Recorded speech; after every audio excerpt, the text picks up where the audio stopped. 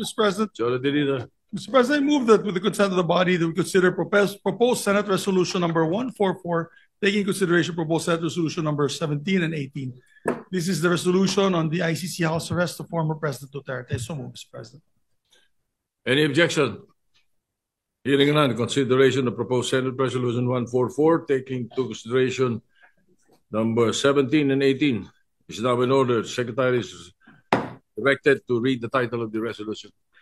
Resolution expressing the sense of the Senate, requesting the International Criminal Court to hold former President Rodrigo Roa Duterte under house arrest for humanitarian considerations. Majority Leader. Thank you, Mr. President. May we recognize our distinguished minority floor leader, Senator Alan Peter Compañero Cayetano, to sponsor the measure. The Minority Leader, Senator Alan Cayetano, is recognized. Thank you, Mr. President. Mr. President, allow me to just say some words that is personal to me. As a person, as a Christian, as a Filipino, as a senator of this republic. I remember, Mr. President, na pinag-uusapan kasi yung smuggling ng bigas at nandito po si then Mayor Duterte. In fact, dun muna siya naghintay sa kwarto ni Senator Pia. And in the course of their conversation, tinawag nila ako, we joined. Then may nasabi si Mayor Duterte doon that caught my ear, no? So, sabi niya, Pia, Senator, formal siya, sabi niya, Senators, Senator Pia, Senator Alan, how I deal with criminals in Davao, I take responsibility, and one day, before God, I have to account. Not exact words, but basically ang sinasabi niya, nung na-elect siya, he has to take responsibility, and he knows there is an accounting. Few years later, September 29, 2015, hindi ko po makalimutan, lumipad po ako Davao. I asked him if he's running for president, and I asked him if I could join him. He took a piece of paper, he drew yung mga graduate ng PMA, police, and then pag nagiging colonel, nagiging militar. And then he started talking about corruption and how drugs corrupted the law enforcement, and then how it will spread sa judges, sa politicians, etc. No? Long story short, after that night, instead of asking him to run, sabi niya hindi siya tatakbo, or instead of asking him if I could run as his vice president, lumabas na lang sa bibig ko na if you run, I will be for you. If you choose me, I will campaign with you. If you don't choose me, I am now committed to you. And as we say, the rest is history. There's a lot of things that we have to account for. There's a lot of truths that have to be uncovered on the part of those who are pro-Duterte. There's a firm belief that it was to protect the human rights of all Filipinos, especially against the menace of drugs.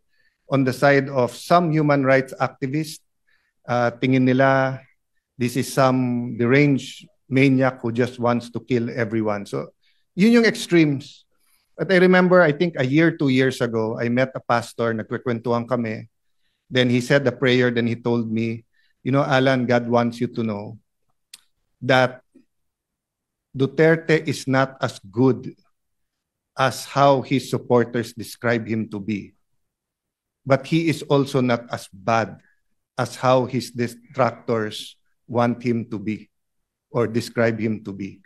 The point is, Mr. President, we can go back and forth about history, but the wheels of justice is moving, whether here in the country or in the ICC. Having said that, I know 3 things. 1, you are presumed innocent until you're proven guilty. And all human rights activists will say, yung tunay ha, hindi yung nagkukunwari na human rights activist. Ang sasabihin po, yung humanitarian treatment. Meron po kasing nagsasabing human rights activist pero siya, bakit siya? Hindi niya binigyan ng due process at pinatay niya. I can't help but remember people like Rene Sagisag who stood tall here in the Senate na kahit anong baho nung kaso o nung issue, pagtingin niya dapat may magtanggol, pagtatanggol niya. Di ba? Kasi sabi niya, they deserve a lawyer. No matter how you think they're guilty, etc. So there are a lot of human rights activists we should and we can and we should pay tribute to. But my point is this: it is not against the tenets of human rights to allow any person, especially a former president of the country, to be under house arrest or to be under a country supervised under ICI, especially in the condition of President Duterte, who is 80 years old, who is, well, at least when he was brought there, was mentally strong. I don't really know how he is now. Pero, Mr. President, I mean, tayo, magkakasama tayo nung pandemic. You were Senate President, I was Speaker, Senate Majority Leader, was Majority Leader. Grabe po yung lungkot nung sa bahay, opisina ka lang. We were still holding office, pero can you imagine how President Duterte is coping now? So I'll oversimplify the resolution, and I know members of the Senate, especially the minority, will also speak. No, most of us here served with President Duterte, regardless whether we're always in agreement, disagreement with him. I wasn't always in agreement with him. No, but having said that, Mr. President, ang appeal lang po is humanitarian treatment, and ang appeal po is that we do it as a country. So first step ang Senate, but I'll use this podium to appeal to Malacanang. Might disagree very much with the Dutertes now, with all his children or most of his children, with some of his grandchildren, with people who claim to be Duterte diehard supporters. But again, balik tayo sa humanitarian. Pag tinakpan natin yung pangalan o yung mukha niya at ganun yung sitwasyon, tutulong ba tayo o hindi? Di ba? So, I was looking for something to read the other night. Nabuksan ko po yung isang libro saying, hindi bago nung sinabi ng Panginoon Jesucristo, love your enemies, pray for them, pray for people who prosecute you. Sabi sa Leviticus pa lang, nandun na yon. So I guess part of our struggle as a people is, how to deal with each other when we disagree politically. And again, hindi ko po binababa yung temperature. Human rights is important. All these issues should be threshed out, and it will be threshed out in the ICC. Di ba? May ICI ka na dito, may ICC ka doon. So, but one thing we don't want to do, is to see the former president suffer as if it is a punishment when he has not been convicted. So, Mr. President, this is not only for him, but it is for us as a nation. I cannot imagine what the country will do if something, I don't want to say it, but if something happens with him in the detention center at wala man tayong ginawa. So I'd like to thank you, Mr. President, the Majority Leader. I'd like to thank our colleagues that we took this up today, but I'd like to appeal to the palace na pag-aralan din nila. Just on that humanitarian, huwag nyo nang pansinin lahat ng tumitira o nagsasabi sa inyo o sa politika. Ang punto dito, he's a citizen of our country, he's 80 years old, he needs medical attention, he needs his family, he needs people to talk to. So thank you for this opportunity, Mr. President, and may I defer naman to the Majority Leader who will also sponsor this measure. Thank you, Mr. President. Majority Leader. Thank you, Mr. President. May I be allowed to just co-sponsor the measure? If I may. Proceed. Thank you, Mr. President. Mr. President, yung akin dito hindi politika. Hindi na politika po. Whether I'm administration or on the other side, I'm for the country, you know that. I'm for the Senate. I believe in the Senate. And I believe the leaders of the Senate, the leadership of the Senate, and of course the leaders of our country. We want our country to move forward. But out of humanitarian concerns, I have a father, Mr. President, who's 85 years old. He might be listening right now, as a matter of fact. And as 85 years old, he has to be assisted. Because once you're over 80 years old, po, your balance, you have a problem with your balance. I see that with my father and my mother. That has to be assisted. She's 82. Mr. President, yung tatay ko may medyo hindi na early stage dementia kasi minsan nakakalimot na rin siya sa mga anak niya. At talagang pag ganun ang stage, pati gamot nakakalimutan niya. So imagine you have a leader, former leader of the president, on isolation in that area na not assisted, talagang madideteriorate yung tao, Mr. President. We accord in the Philippine law accords persons of or detainees, persons deprived of liberty, a chance to see their family, a chance to even get visitors from not just family members but also other members of their circle. I remember also former President Joseph Estrada was given hospital arrest, and he was also accorded certain liberties even when he was arrested. Former President Gloria Macapagal Arroyo also was given hospital arrest and given certain liberties also while arrested. Ako, hindi na po ito politika. Huwag nyo nang isipin, DDS o Marcos or kabila. Hindi po. Ito po, I'm speaking as a son who has a father that has the same illnesses that the president is feeling right now. So mine is more an humanitarian, compassionate request. That's why we toned down the resolution, Mr. President. Ginawa ko na lang po one-page resolution, just showing in view of his age and deteriorating health, asking the ICC, we're just appealing to the ICC to allow it within the rules. It's allowed within the rules. As a matter of fact, there has been instances in the past that they granted this kind of privilege to persons with deprived of liberty. So yun lamang po, Mr. President. I don't want to belate the point any further. Hindi po to politika, hindi dahil ganito, ganyan. Walang political color to. It's just for humanitarian reasons, Mr. President. I know some of the families who are victims who would probably be angry at me, and I understand that. Pero yung akin siguro, if the position was done on anybody, sabi nga ni Senator Alan, may it be anyone, as a Filipino citizen, deprived of liberty abroad, we always grant help that we can. As a matter of fact, many death row inmates who've done karumal-dumal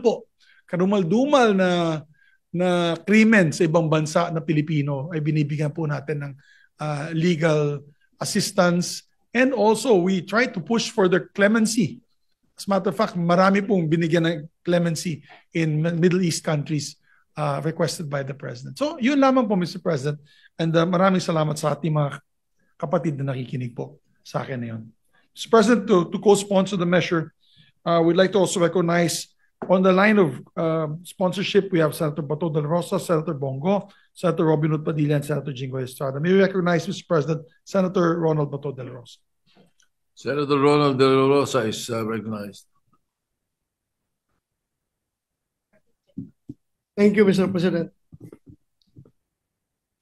Habang ako'y nag-aaral sa PMA, yung aking tatay ay nilapitan ng mga NPA. At siya ay hinimok na ako ay pahintuin sa PMA para sumali sa NPA. Hindi sumunod ang aking tatay sa kagustuhan ng NPA. Instead, nagpadala sa akin ng telegrama yung aking tatay from Batu, Santa Cruz, Davao del Sur. Telegrama nakarating sa PMA Port del Pilar, Baguio City. Ang laman ng kanyang telegrama ay nakasaad doon, huwag kang mag-resign sa PMA. Bahala na kung ako'y patayin ng NPA kasi ikaw lang ang pag-asa ng iyong mga kapatid na makapag-aral. So hindi ako nag-resign, nagalit ang NPA, hinanting ang aking tatay. Noong araw na patayin na sana ang aking tatay ng mga NPA, napansin ng aking kapatid na babae na 12 years old, napalapit na yung mga armado sa aking tatay. Habang ang aking tatay ay nagmamaniho ng tricycle, papunta sa amin, mag-parking, palapit na yung mga NPA para tirahin na siya. Naglupasay yung aking kapatid na babae dahil alam niya na may mangyari sa tatay namin. Napansin ng tatay ko, kaya sumibat ang aking tatay. Kinabukasan, buong pamilya sumakay ng barko doon sa Davao Pier. Sumakay ng barko, pumuntang Manila. Ang suot-suot lang. Yung damit lang na susuot nila, wala silang nadalang gamit. Pagdating dito sa Manila, sila'y nakitira dyan sa squatters area, sa may barangay Butukan, Project 2, Quezon City. Sa likuran lang ng Quezon City Police District. Pagkatapos, kami ay lumipat na doon sa squatters area pa rin, sa may Batasan, Quezon City. Nung ako'y graduate ng PMA,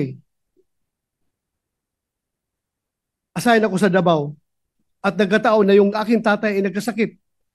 Nung siya nanghihina na, ang pakiusap niya, Dong, pwede ba akong makauwi ng Davao kasi gusto kong lumanghap ng preskong hangin sa Mount Apo at kumain ng kinilaw na isda at uminom ng tuba. Bago man lang ako mamatay, pauwiin mo ako ng Davao. Sabi ko, Tay, hindi ka pwedeng umuwi dahil hanggang ngayon hinahanting ka pa ng NPA sa galit niya sa iyo. At kung uuwi ka, hindi kita mabantayan. Dahil busy ako na sa bundok ako ng Surigao, bundok ng Davao, nag-ooperate ako, naghahanap ng NPA. Ang trabaho ko, hindi kita maalagaan, hindi kita mabantayan. Namatay siya na hindi nakauwi ng Davao. Inuwi namin siya na bangkay na sa Davao. Napakalaki na pagsisisi ko. Sabi ko sana, nakauwi man lang siyang buhay. Ngayon, Mr. President, alam ko, kahit na wala akong direktang komunikasyon kay Pangulong Duterte, alam ko, deep inside my heart, bilang aking pangalawang ama, si Pangulong Duterte, alam ko deep inside my heart na the same message ang gusto niyang iparating sa akin. Bato, pauwiin mo na ako sa Davao para makakain ako ng munggo.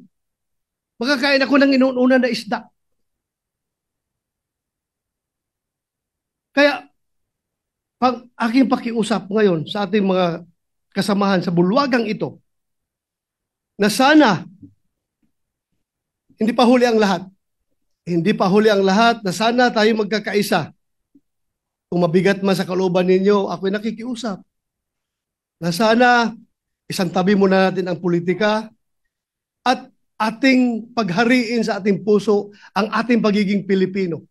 Na kung saan nakaukit sa ating kultura at sa ating tradisyon ang pagmamahal, pagrespeto, pag-aruga sa mga matatanda, sa may mga sakit, at sa mga mahihina. Yan po ngayon si Pangulong Duterte. He is old, he is sick, and he is very weak. Very weak na hindi na siya makatayo. Hirap na siya makatayo ngayon. Kaya ako pinakiusap sa inyo na sana bago huli ang lahat. Alam ko suntok sa buwan itong ating pinapasa na resolution, Mr. President. ICC is beyond our control. Pero at least nakikiusap man lang tayo. Bago man lang pumanaw si Pangulong Duterte, bago man lang siya mamatay, sana maramdaman niya na somehow merong isang sangay o isang sanga ng gobyerno, partikular ang Senado, na nag-iisip na siya ay sana makauwi at mailagay sa house arrest. Yun lang po aking pakiusap, Ginoong Pangulo. Sana suportahan natin ang resolusyon na ito. Maraming salamat at magandang hapon sa ating lahat. Mr. President, Sure, the leader. may we recognize Senator Christopher Bongo. Senator Christopher Bongo is recognized. Mr. President, I rise to appeal to our colleagues to support measures urging the government to advocate before the International Criminal Court for the interim release of former President Rodrigo Duterte or just place the former president under house arrest. Mr. President, I believe that there comes a time when the measure of a nation is not in the strength of its laws but in the depth of its compassion.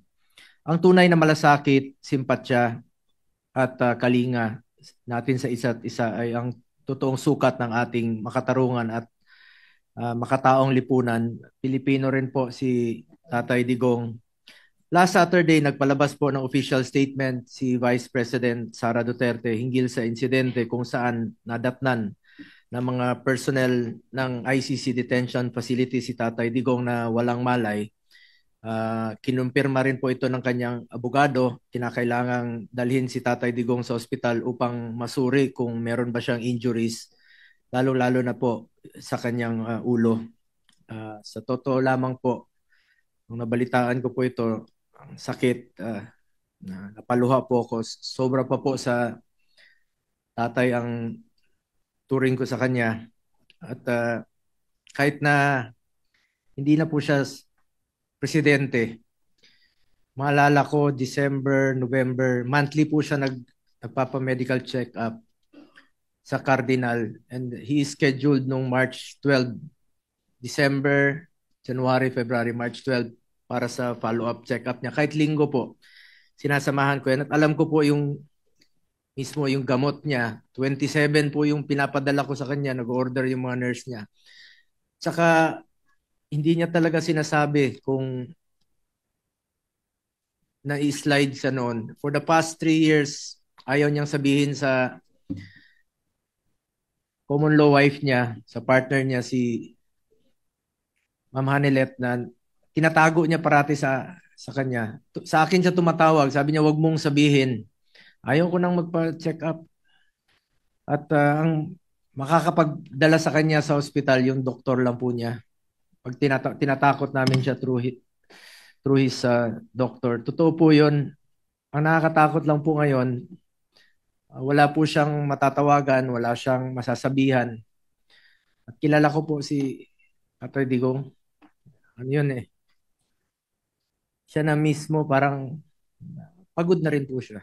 Parati niyang sinasabi noon, pagkatapos ng kanyang presidency, pagod na. Talagang tinamaan rin po yung kanyang katawan, yung kanyang edad. Sa kanyang edad at during the pandemic, maalala ko 2016, kasama si Senator Cayetano, miikot, sobrang lakas pa niya noon. Pero panahon ng pandemya, wala na. Talagang humina po siya na minsan natutumba lang. Siguro hindi ko na po mabilang sa kamay ko, ilang beses na po siyang natumba mismo sa bahay niya. Dahil sa mahina na yung tuhod, minsan nakakalimot na po siya. Pilipino naman po si Tatay Digong. Masakit lang po sa akin dahil sa totoo lang, sobra pa po sa tatay ang turing ko sa kanya. Mas nakakasama ko po siya for the past 25 years kesa sa totoo kong tatay. Totoong tatay ko, 5 taon ko hindi nakikita. Tatay Digong, 350 out of 365 days. Nakakasama ko siya until 2022 dahil tapos na po ko yung termino niya at may trabaho naman po ako dito sa Senado. Ang nakakalungkot po dito, baka God forbid, meron pang mas malalang mangyari sa susunod sa kanya. Mas nakakatakot po yun kung doon po mangyari ito sa ibang bansa. Ako po'y nakikiusap sa ating mga kasamahan, kahit nga sabi ni Senator Bato, suntok sa buwan po ito. Bago po huli ang lahat, sana po'y maramdaman naman niya yung ating suporta. Kahit pa paano naman po'y naglingkod po siya sa atin ng 6 na taon ng buong puso. Hindi na po tatakbo ng presidente, dapat yon. Pero sa hindi po inaasahang pagkakataon, tumakbo po siya at pili po ng Pilipino. Former President Duterte has absolutely no intention to evade or escape accountability. If any, ilang beses na niyang sinabi, he takes full responsibility for his decisions. Ang hinihingi lang po natin ay konting konsiderasyon lang po para sa isang Pilipino na naging leader natin noon, na talaga naman pong binigay niya po ang lahat para sa ating mga kababayan. Hindi po ako titigil sa aking pakikiusap sa lahat. Let's bring him home. Hindi po sanay mag-isa si former President Duterte. Mahirapan talaga yon. At hindi ko po alam kung hanggang kailan niya po matitiis na mag-isa. 2 araw lang, naghahanap ng kausap yon, naghahanap ng mapupuntahan. Sana po magkaisa po ang Pilipino. Sana po wag nating ipagkait kay Pangulong Duterte ang karapatang dito na po tumanda sa atin. Sana po matuldukan na po ang pagkawatak-watak nating mga Pilipino. Ang gulo na po ng ating bayan. Mas lalong gugulo po kung merong mangyari sa kanya. Once again, I'm appealing to our colleagues to support and call for the house arrest of former President Duterte, kung ano man pong pwede nating maitulong sa kanya bago huli na po ang lahat. Maraming salamat po, Mr. President. Majority Leader. Thank you, Mr. President. Next to sponsor the measure, Senator Robin Hood Padilla, Mr. President. Senator Robin Padilla is recognized. Maraming salamat po, Ginoong Pangulo, at sa ating pinunong mayorya. Una po sa lahat, gusto ko rin po magpasalamat sa mga senador na nagbigay po sa amin ng lakas loob upang ilapit po sa inyo itong usapin na ito. Alam niyo po, mga kasama, ang pagkakakilala ko po kay Tatay Digong, kaya po siya ay aking iniidolo. Ito pong taong ito ay matapang na tao. Nasa kanya po lahat ang katangian, parang isang katulad ko ay sumaludo. Pero dumadating po sa punto na ang isang tao ay tumatanda. Alam niyo po, kung ikukumpara ko yung pangungulungan ko dito sa Pilipinas, sa pangungulungan ng ating Tatay Digong, ay napakalayo po. Sapagkat ang kulungan po natin ay hindi po parehas ng kulungan sa ibang bansa. Si Digong po ay nakakulong sa napakaliit na kwarto. May oras po para siya ay lumabas. Halos buong araw siya po ay nasa loob ng kwarto na yan, na meron lang pong maliit na butas kung saan po inaabot ang kanyang pagkain. Napakahirap po dahil dito po sa atin, sa amin sa Muntinlupa, ang tawag po namin doon Bartolina. Yun po ang itsura ng kinalalagyan ni Tatay Digong. Siya po ay nasa Bartolina. Wala po siya doon nakakausap, wala po siyang nakakakwentuhan, at higit sa lahat, napakahirap po para sa isang nangungulungan na sa ganong edad ay nag-iisa ka, wala pong nag-aasikaso sa iyo.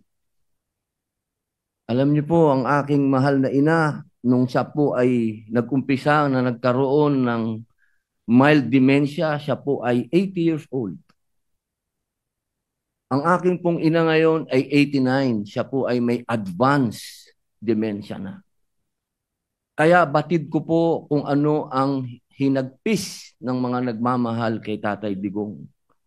Kung paano po nakakalimot sa kanyang pangalan, nakakalimot sa pangalan ng mga anak niya, nakakalimot sa mga bagay na may kilalaman sa katawan niya, kung kailan siya dudumi, kung kailan siya iihi.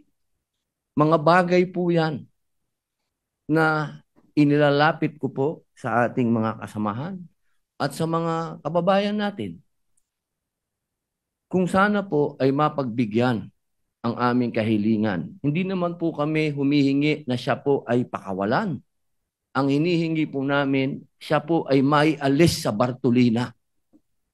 Iba po ang pangungulungan sa ibang bansa sa pangungulungan sa atin. Alam ko po, batid ko po, meron pong mga katulad niya na nakulong dito sa bayan natin.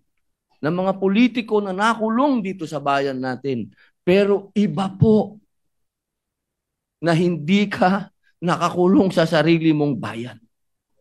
Yun lamang po, mga mahal kong kasama dito bilang mga Pilipino. Bilang mga Pilipino, isang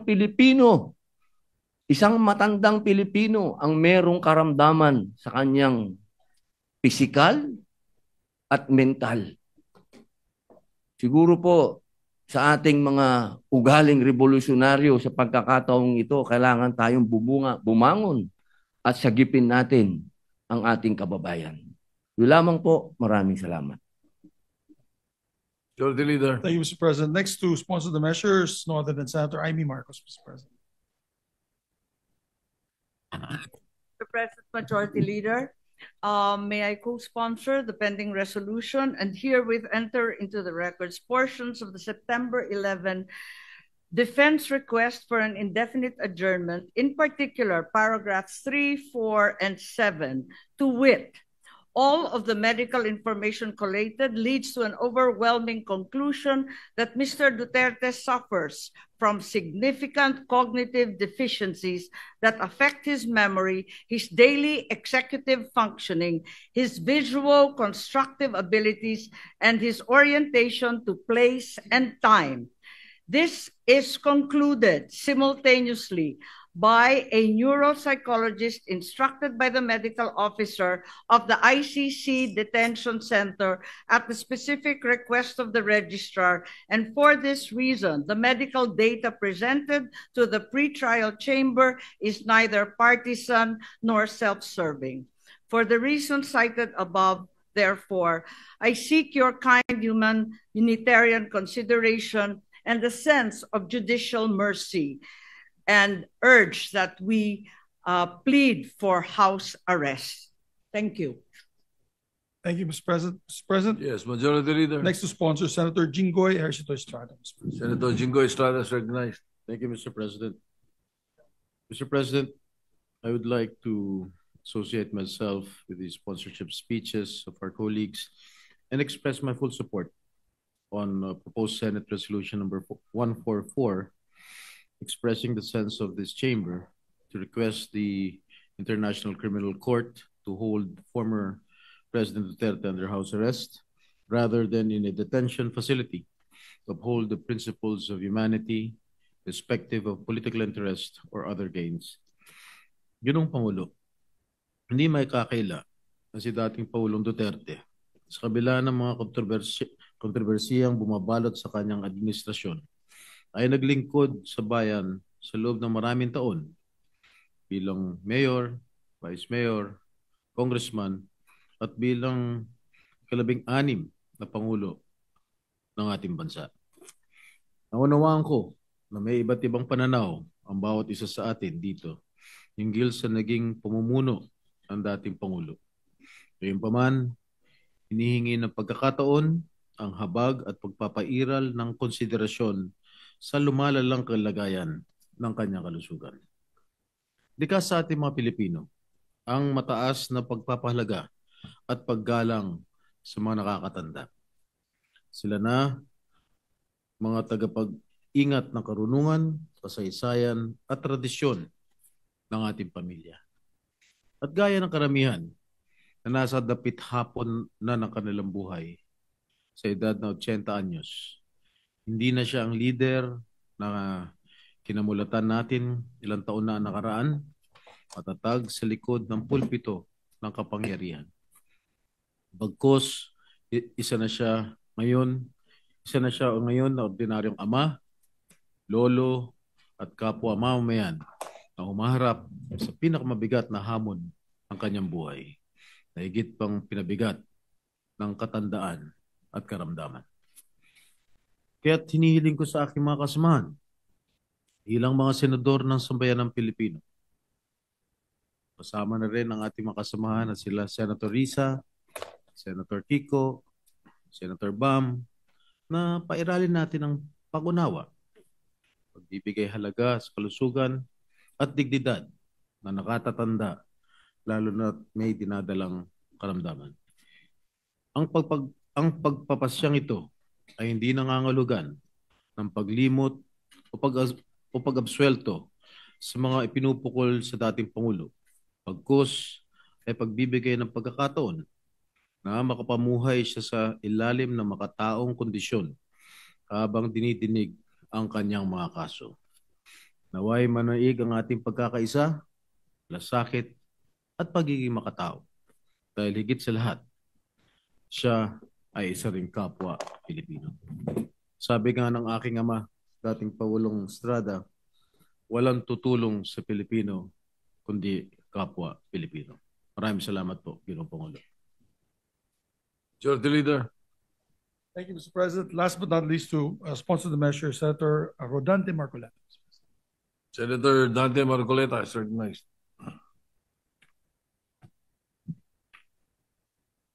Mr. President, distinguished colleagues, I rise today to co-sponsor proposed resolution number 144, urging the International Criminal Court to hold former President Rodrigo Duterte under house arrest. Nais ko pong linawin na tayo ay hindi humihingi ng kalayaan mula sa proseso. Hindi rin po ito pag-uusga sa merito o katotohanan ng mga kaso laban kay dating Pangulong Duterte. Ang panawagan lamang natin ay para sa isang makataong konsiderasyon. That he be allowed to be placed under house arrest given his age and frail medical condition. Mr. President, justice must never be devoid of compassion. Accountability may be demanded, trials may proceed, but at no point should our humanity be surrendered. If the ICC truly claims to uphold the dignity of every human person, then it must not deny this humanitarian plea. Thank you, Mr. President. President, Majority Leader. yes, I'm stand corrected. Senator Joel Villanueva would like to also. Senator give us- Joel Villanueva is recognized. Thank you, Mr. President. Thank you, Majority Leader. Mr. President, please allow me to express my deepest thanks and gratitude to my colleagues in the minority bloc for pushing for this resolution that I am supporting, Mr. President. Mr. President, I am in favor of this resolution which respectfully urges the International Criminal Court to consider placing our former President, Rodrigo Duterte, under house arrest on humanitarian grounds. Mr. President, given his advanced age and reported health concerns, this measure affirms the principle that compassion and human dignity must never be set aside, regardless of political views, regardless of political color, or even legal proceeding. Mr. President, I am known to be not a fully supporter of the Duterte presidency. I have been the chairperson of the Senate Committee on Labor for quite a long time. And during that time, magkasama po yung migrant workers at Committee on Labor. And every time we hear somebody, a kababayan, ano man yung dahilan na nakulong siya, na aresto sa ibang bansa, ang lagi po nating inisyal na pagkilos ay tulungan yung kababayan nating ibalik sa Pilipinas. Ibalik sa Pilipinas, dito siya litisin, masiguro na napuprotektahan yung kanyang karapatang pantao. Yun ho yung lagi, unang-unang ginagawa po natin. Nakakalungkot po itong mga nangyari. Agree man tayo o hindi sa pagpapadala sa ICC kay Pangulong Duterte. Mr. President, hindi po layunin ng resolusyon na ito na hadlangan ng proseso. Hadlangan ng proseso ng batas, hindi po layunin. Hindi rin po layunin na magsabi kung siya po ay may sala o wala. Ang panawagan po ng resolusyon na ito ay para sa isang makataong pagtrato. Isang paglapit na nagpapakita na ang hustisya ay maaari pong isabuhay ng may habag at malasakit. This representation, Mr. President, recognizes the national sentiments expressed in these two resolutions, Senate Resolution number 17 and 18. Gayunpaman, Ginoong Pangulo, naniniwala po ang kinatawan na ito na ang resolusyon na ito ay naghahangad na makamit o ma-strike yung balance, Mr. President, sa pagitan po ng paggalang sa mga international na proseso ng batas at ang pagtatanggol sa makataong pagtrato sa isang kapwa Pilipino. Anuman po ang kanyang dating posisyon. Naniniwala po ang representasyon na ito, Mr. President, na ang hustisya ay dapat ipaglaban.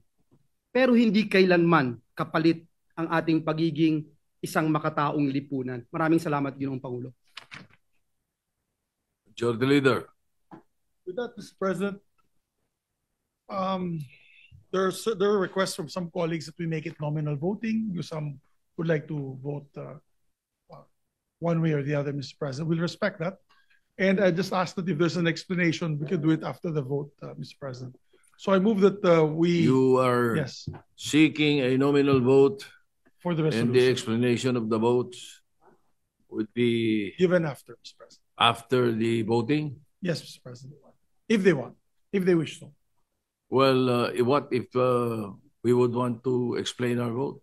You before- may, Mr. President. It's, of course, it was just an appeal, but you may.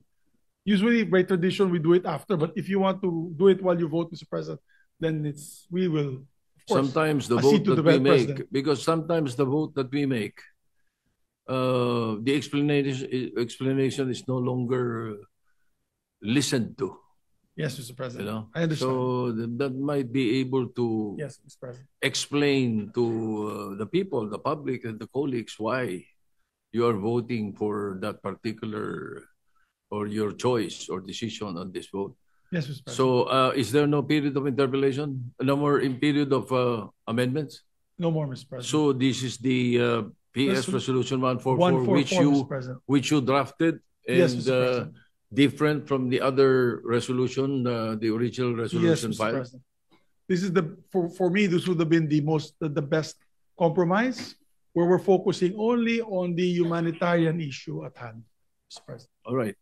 So move. So any objection? Hearing none, the secretary will conduct a roll call, nominal voting, roll call vote. Roll call vote. Senator Aquino. Senator Cayetano Alan. Senator Cayetano Pia. Senator De La Rosa. Senator Ejercito. Senator Escudero. Senator Estrada. Senator Gatchalian. Senator Go. Senator Ontiveros. You're recognized. Senator Ontiveros recognized. Salamat po, Mr. President. Mr. President, ginagalang kong mga kasama, with due respect sa mga may akda at taga-suporta ng resolusyong ito, nakatayo po ako dito para ipaliwanag yung aking boto ng no.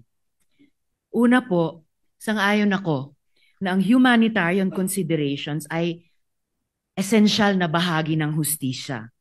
At tama ang dapat makonsern tayo sa general welfare at dignidad ng lahat ng mga Pilipinong nasa ibang bansa, ng lahat ng ating mga nakatatanda, at ng lahat ng mga persons deprived of liberty.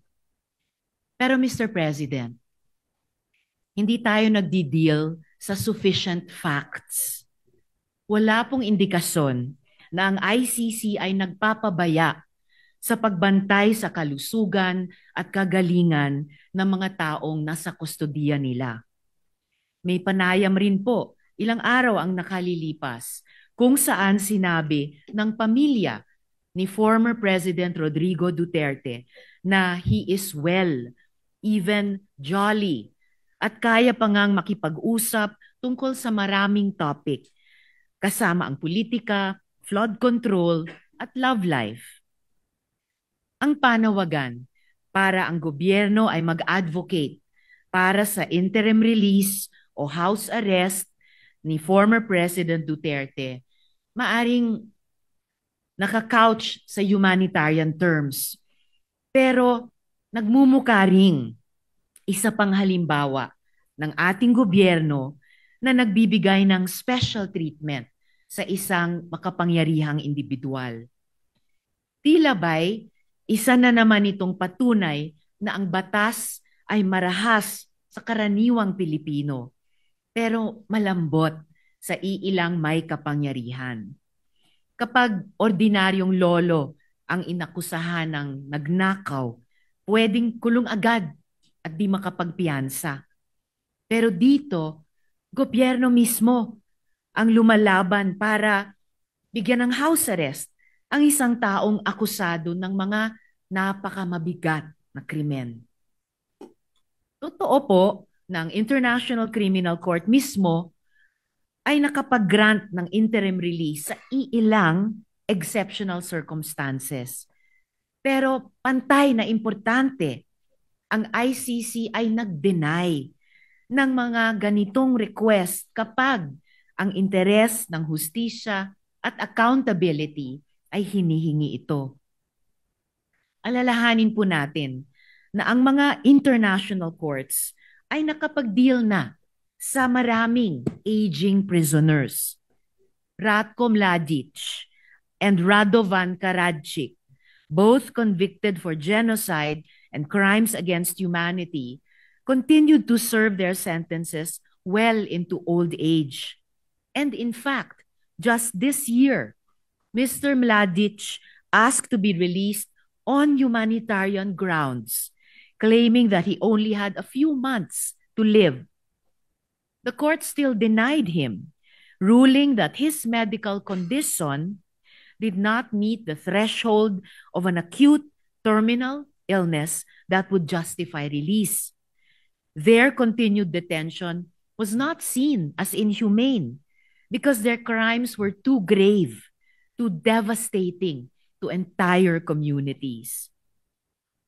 Totoo naman, si dating Presidente Duterte ay hindi convicted. He stands accused pa lamang. Pero kahit sa kaso ng mga accused persons, nagpakita ang ICC ng pag-iingat. Laurent Gbagbo, the former president of Cote d'Ivoire, was denied interim release precisely because the vast network of supporters he commanded, which posed a risk to victims, witnesses, and to the integrity of the proceedings. Eventually, Gbagbo was acquitted. His day in court came, and he walked free, not because of an early release or house arrest, but because of a judgment. Si dating Presidente Duterte din ay pwede pang umasa sa ganoon. But the path there is through trial, not through early release or house arrest. Kung tunay ngang may sakit ang dating Pangulo, hindi ba't ang solusyon ay dalhin sila sa ospital sa The Hague, Netherlands, habang binibigyan ng angkop na tulong at suporta mula sa Philippine Embassy doon? Mga kasama, ang mga atrocities ng tinatawag na war on drugs ay hindi mga guni-guni lamang. Sila ay mga winasak na buhay ng libo-libong mga mahihirap na Pilipino. Sila ay mga hiyaw ng mga nanay at tatay na ang mga anak kailanman ay hindi na umuwi. Sila ay mga walang markang libingan at yung kultura ng impunity na hanggang ngayon nagmumulto sa ating lipunan. Hanggang sa araw na ito, yang mga pamilya ng mga biktima ay nagdedemand pa rin ng hustisya, katotohanan at accountability, habang patuloy din silang natatakot para sa kanilang mga buhay. Samantalang dito po tayo, nagsusulong ng humanitarian considerations para sa individual na mismong akusado ng mga krimen laban sa kanila at laban sa humanity. Noong 2016, sinabi ni Presidente Duterte na wala siyang pakialam sa human rights. At kahit iutos pa ang pagpatay, walang makakaaresto sa kanya. Immune siya dahil matanda na siya pagkatapos ng termino.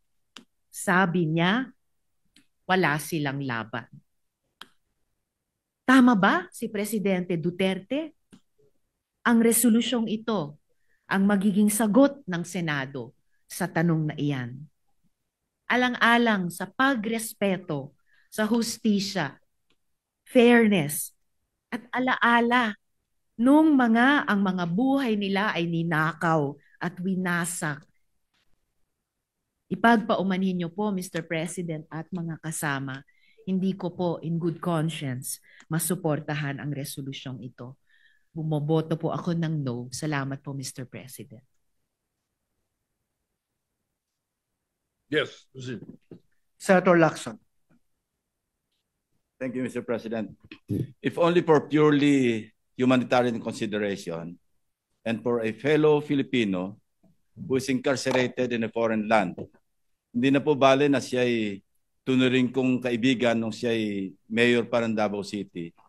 Hindi na po bale na kami nagkakasagutan madalas nung siya ay naging Pangulo sa mga isyu ng polisiya tungkol sa katiwalian, tungkol sa kanyang polisiya sa paglaban sa droga. Hindi na po bali lahat yun.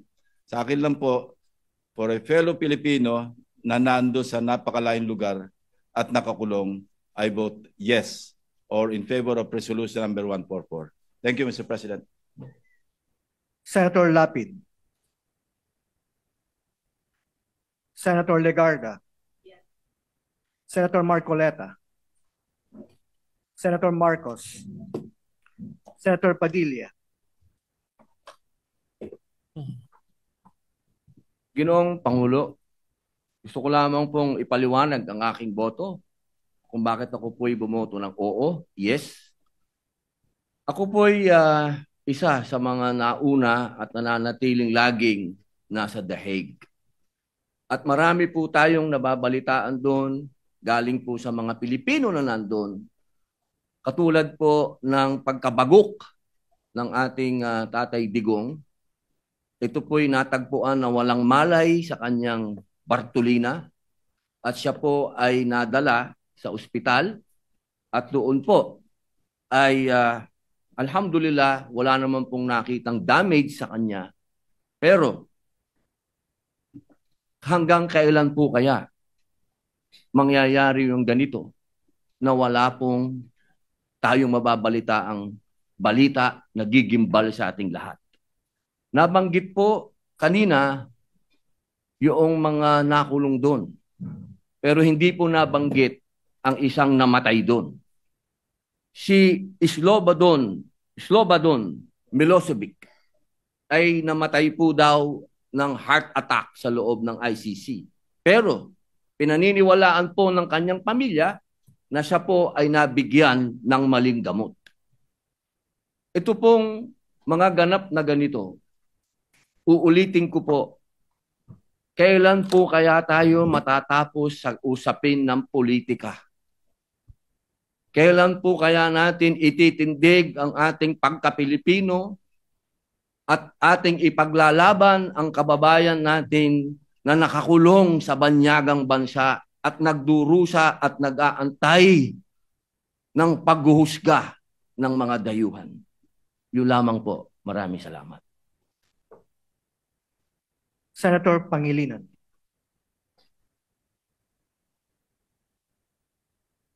Ako po ay bumuboto ng no. Pinakinggan ko ang mga sponsorship speeches ng ating mga kasamahan. Tama naman. May basehan para sa humanitarian consideration dahil may edad na. Hinihingi ng isang paraan para ma-house arrest. May basihan po ito base sa mga argumento na nabanggit kanina. Subalit, gaya ng nabanggit kanina ng ating majority leader na si Senator Zubiri, sinabi niya magagalit ang mga biktima ng EJK. Libo-libo ang pinatay. Libo-libo pa ang nawalan ng ama, ng ina, ng anak, na ang hiling ay hustisya. Tama rin na humingi ng hustisya. Saan tayo papanig? Tama, may basehan ang humanitarian consideration. Ngunit may basehan din yung daing at yung dalamhati at yung masasaktan na libo-libo nating mga kababayan na pinatay. Saan tayo? Humanitarian consideration o sa mga daing ng hinihiling ang hustisya? Bilang chairman ng Committee on Justice and Human Rights. Nais ko mang pumanig sa isang banda. Tungkulin kong pumanig sa mga daing ng naghahanap ng hustisya. I vote no. Senator Tulfo Erwin.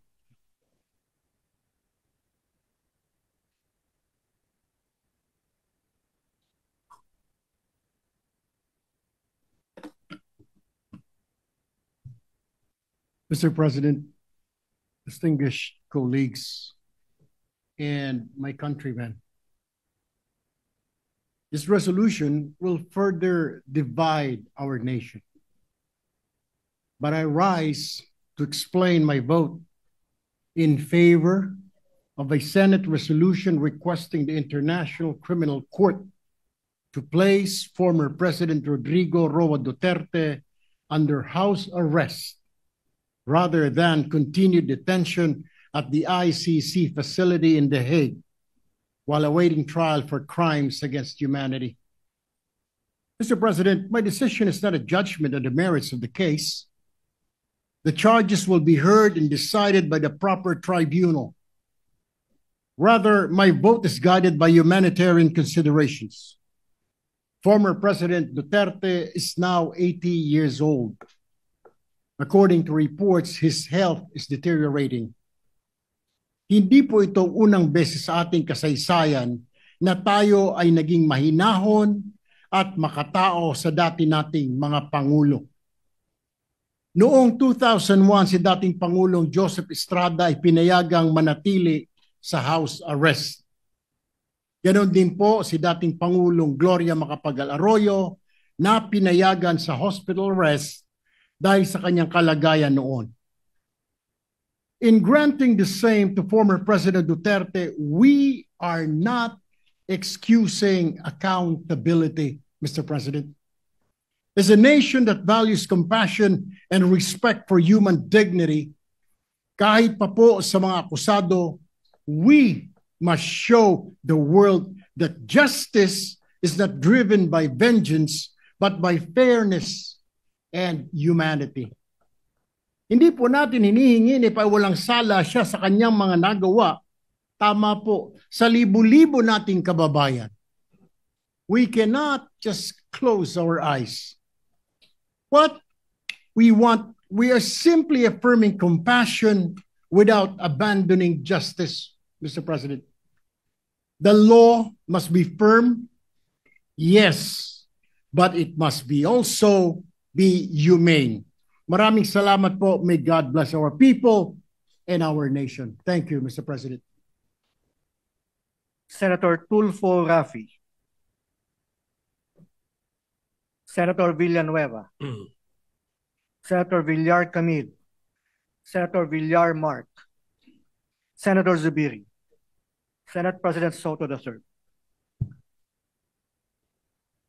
Your Honors, I am faced with two equally important issues affecting life and liberty. To afford PRRD with the optimal condition of his detention that will be beneficial for his physical and mental health, while taking into consideration the plight of the families who are seeking justice for the alleged crimes against humanity. I am supportive of any efforts to bring comfort to PRRD and to uplift his well-being during this crucial time. However, my choice or decision in my conscience might even help in further dividing the nation. Therefore, I register an abstention. Majority Leader. Thank you, Mr. President. Maybe we also recognize Senator Cayetano. We pass. Senator Cayetano is recognized. Mr. President, may I ask how my vote was recorded? Yeah. Sir President, may I record my vote as yes, and may I brief explanation, Mr. President? Go ahead. Yeah. First of all, Mr. President, again, with all due respect din sa mga nagsalita before us who opposed, yung resolution po na ito, kasama lahat ng resolution po na final ng iba't ibang mga miyembro ng Senado, are within the rules of the ICC. Linawin ko po yun kasi parang sinasabi, ito yung mga president, ito yung pwede, ito hindi pwede. Galing nung research nyo, pero ang magde-decide pa rin yan ICC. At ang basehan ng decision nila ay hindi yung presidents ng ibang mga miyembro kasi iba-iba yung sitwasyon natin sitwasyon ng mga accused. So yung rules. Pangalawa po, lahat ng resolution na final natin kasama kay Majority Leader is consistent with each and every human rights convention that the Philippines signed. So what I want to emphasize, Mr. President, is iba ang vengeance sa justice Ang vengeance is an emotional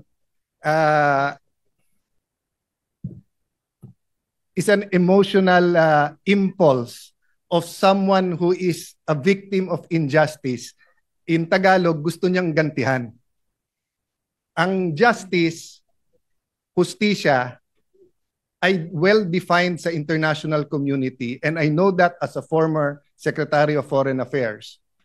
At yan po ay nakatala sa ating konstitusyon, sa international conventions, sa human rights, etc., pati sa ICC. At pag ikaw ay hinuhusgahan pa lang o ikaw ay kinakasuhan pa lang, in fact, na-postpone yung yung confirmation of charges kasi tinitignan pa nga kung maiintindihan ng akusado yung i-accuse sa kanya. So, kasama lahat po dyan sa justice is hindi mo muna gagantihan siya habang siya ay innocent until proven guilty.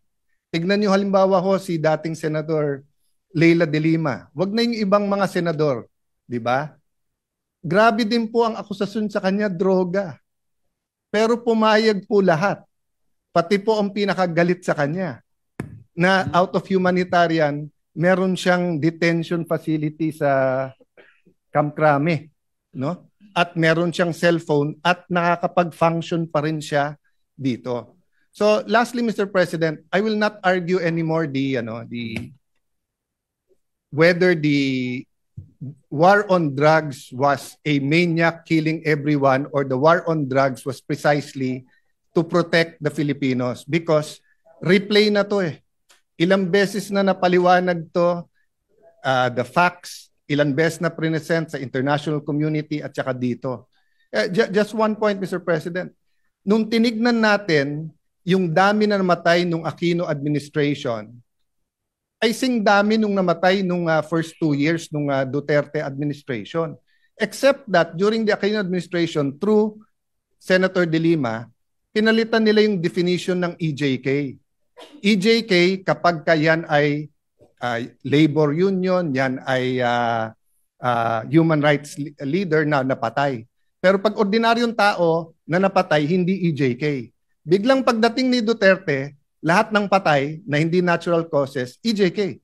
Pero pag kinumpare mo, there was 13 to 16,000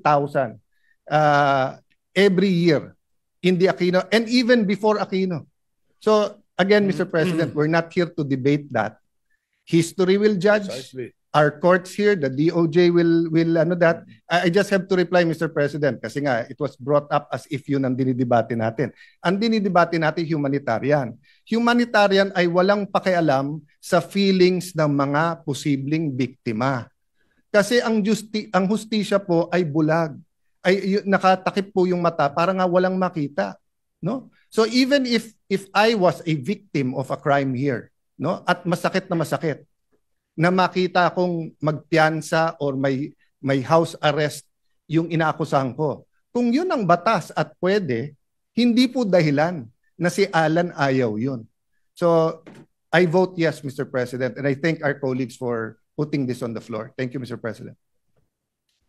If there is no objection, I will allow Senator Raffy Tulfo to vote because we gave the same we gave the same to the minority leader. Yes, of course. All right, Senator Raffy Tulfo, you're recognized.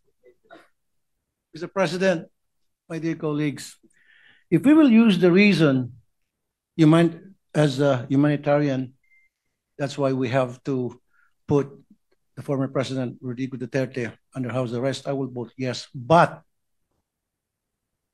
it should be proven na meron po siyang sakit.